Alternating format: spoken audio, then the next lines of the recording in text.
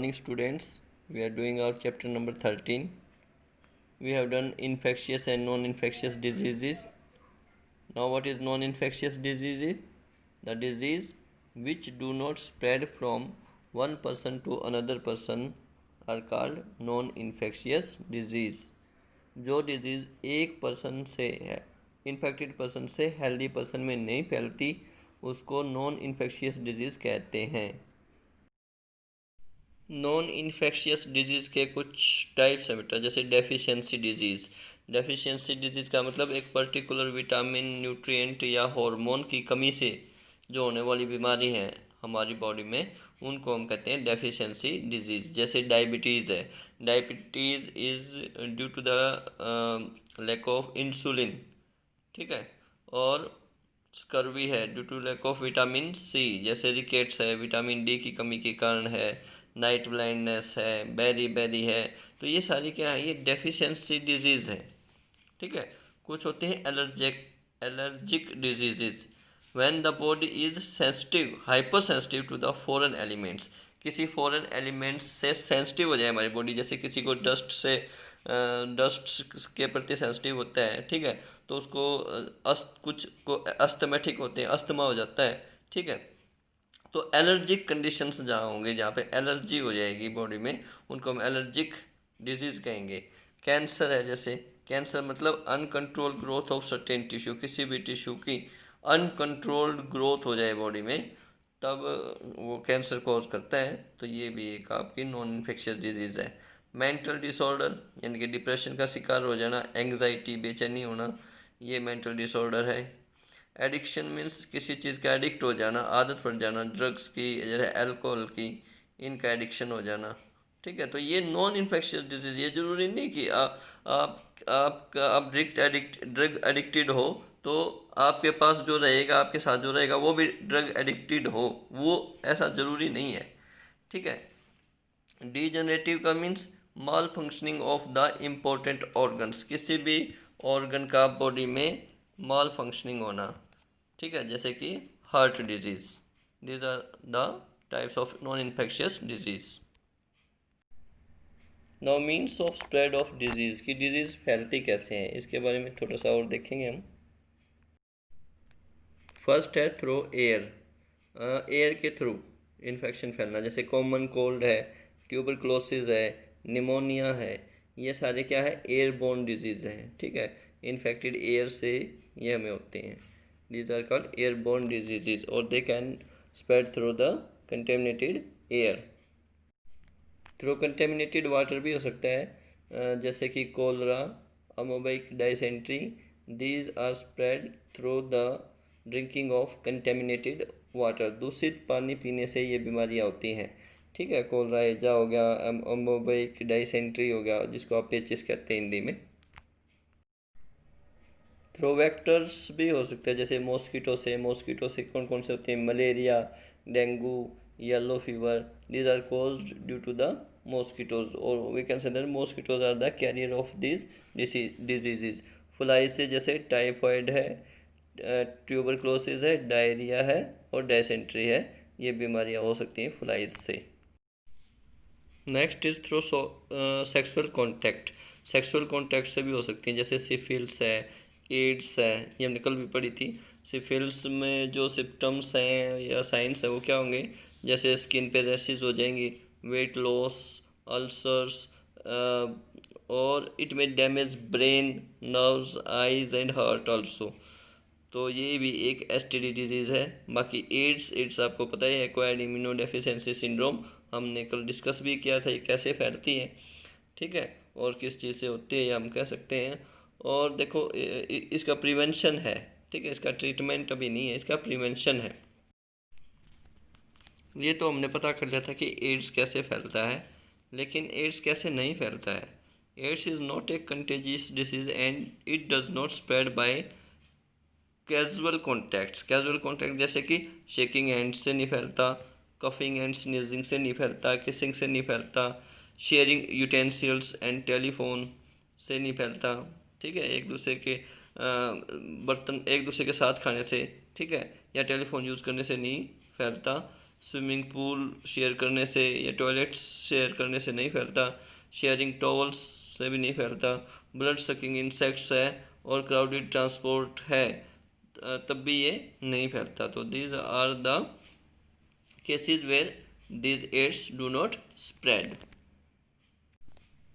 Infectious disease हमने पहले ही कर ली थी कि इन्फेक्शियस डिजीज़ क्या होता है। इन्फेक्शियस डिजीज़ वो डिजीज़ होते हैं that spread from one person to another person by various means, जैसे कि फिजिकल कांटेक्ट से, वाटर से, एयर से, फूड से, इंसेक्ट से। ठीक है, तो ये इन्फेक्शियस डिजीज़ होगी। अब इन्फेक्शियस डिजीज़, अब डिजीज़ तो है लेकिन इनका ट्रीटमेंट क्या है, तो what are the principles of treatment.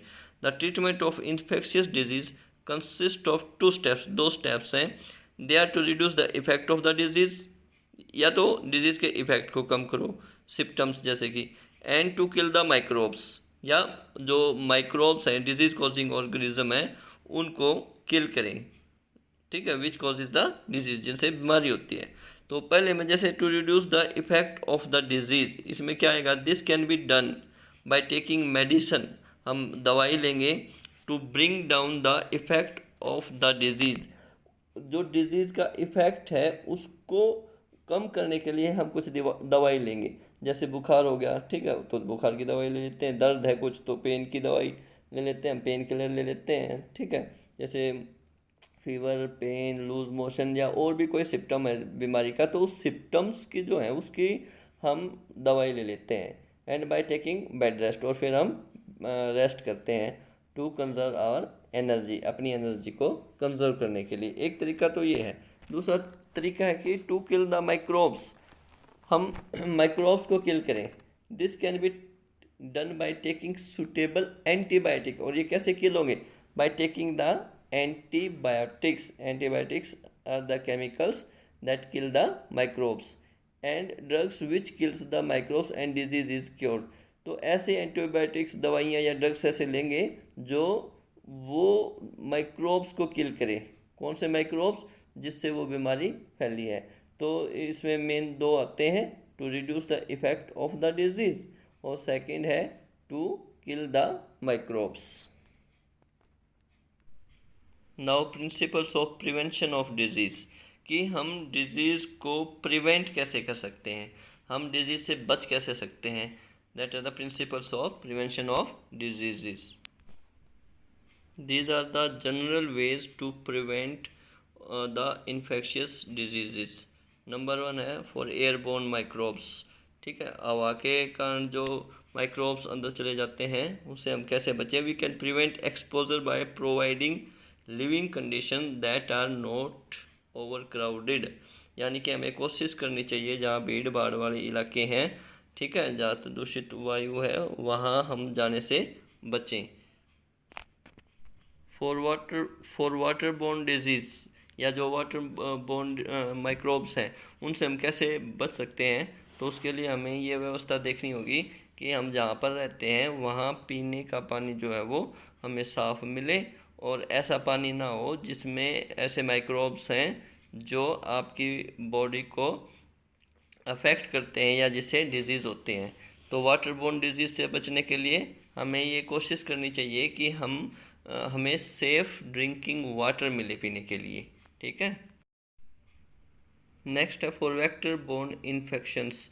Vector borne infections के लिए हम क्या कर सकते हैं, we can provide clean environments, जैसे कि हमें क्लीन इन्वायरमेंट चाहिए। फॉर एग्जांपल जैसे मच्छर है, मच्छर एक वेक्टर है, ठीक है, कैरियर है मलेरिया और डेंगू जैसी बीमारियों का।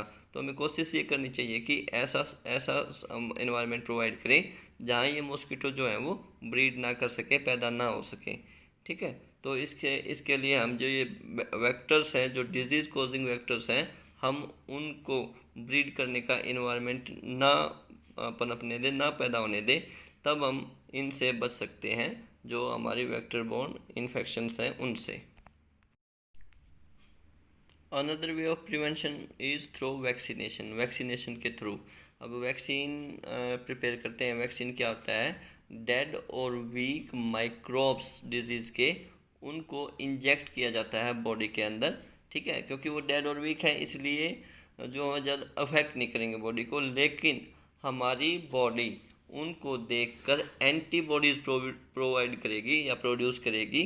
जो हमारा इम्यून सिस्टम है वो क्या करेगा, एंटीबॉडीज़ प्रोवाइड करेगा, जिससे क्या होगा, उन एंटीबॉडीज़ से वो उस बीमारी से लड़ने में सक्षम होंगे।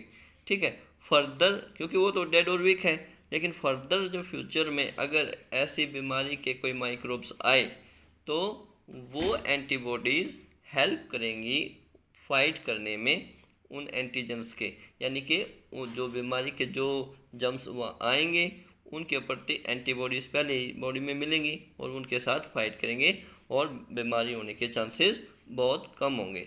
जैसे आजकल अपना ये कोरोना चला हुआ है, ठीक है, तो साइंटिस्ट उसकी भी वैक्सीन बनाने में लगे हुए हैं। ठीक है, कोई फर्स्ट स्टेज चल रही है, कोई सेकंड ट्रायल की, कोई थर्ड स्टेज चल रही है, तो वैक्सीन है, अगर वो वैक्सीन इंजेक्ट होगी बॉडी में तो एंटीबॉडीज़ प्रोड्यूस होंगे, और एंटीबॉडीज़ प्रोड्यूस होंगे तो वो बीमारियों के खिलाफ फिर लड़ेंगे उन और हमें हेल्प करेंगे। ठीक है, तो ये है थ्रू द वैक्सीनेशन। ये कुछ एग्जांपल्स हैं वैक्सीन के, जैसे बीसीजी वैक्सीन। बीसीजी का टीका लगाया जाता है, आपको भी पता है। बीसीजी मतलब बैसिलस कैलमिट गुएराइन, इसकी फुल फॉर्म है बैसिलस कैलमिट गुएराइन, और ये टीबी के लिए यूज़ होता है। ठीक है, टीबी का वैक्सीन है, तो ये 5 साल से कम बच्चों को दिया जाता है। ठीक है, जैसे पोलियो का भी वैक्सीन है, पोलियो की भी दवाई दी जाती है ताकि फ्यूचर में वो बीमारी ना हो सके। ये सेबिन वैक्सीन है जो पोलियो के लिए होती है। ठीक है, so we have done the principles of prevention. Prevent हम कैसे कर सकते हैं, बीमारियों से हम कैसे बच सकते हैं। तो यहाँ पे जनरल वेज ऑफ प्रिवेंशन बताया गया है। सबसे पहले तो पब्लिक हाइजीन है, जो कि बहुत ज़रूरी है, साफ़ सफाई बहुत ज़रूरी है इन्फेक्शियस डिजीज से बचने के लिए। ठीक है, दूसरा है proper food, proper and sufficient food for everyone, सबके लिए प्रॉपर और सफिशिएंट फूड होना ज़रूरी है। ठीक है, ताकि हम हेल्दी रह सकें। फिर airborne disease, water borne disease और वेक्टर बोर्न डिजीज़, इनसे हमें कैसे बचना चाहिए ये हम पहले ही कर चुके हैं। और जो स्पेसिफिक वेज ऑफ प्रिवेंशन था उसमें हम कर सकते हैं वैक्सीनेशन, की वैक्सीन बना के बॉडी के अंदर हम इंजेक्ट करते हैं, एंटीबॉडीज़ प्रोड्यूस होते हैं और वो एंटीबॉडीज़ हमें एक स्पेसिफिक बीमारी से बचाती हैं। ठीक है, these are the principles of prevention. तो बेटा ये कुछ टॉपिक्स थे जो हमने आज डिस्कस किए, इनको अच्छे से करो। ठीक है, अपना काम टाइम पे करो, और जैसा कि मैंने आपको पहले भी बताया है, काम करने के बाद उसको चेकिंग के लिए भेजो। आज के लिए इतना ही। Thank you, have a nice day.